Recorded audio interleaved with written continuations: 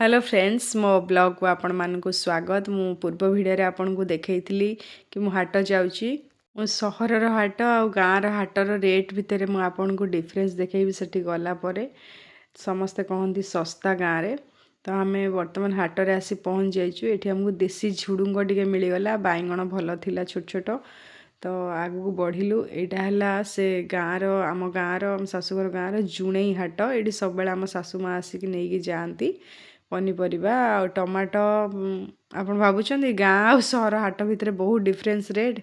कौनसी डिफरेंस नथिला, सबु high rate थिला। 70 80 60 100 पूरा एभलिया रेट थिला। जेहेतु काली माणवसा थिला सेथिपई सब एते रेट थिला कहबार नै। तापरे आमे टिके सेठ जे भंडा साग तापरे मूला सब किनिलु।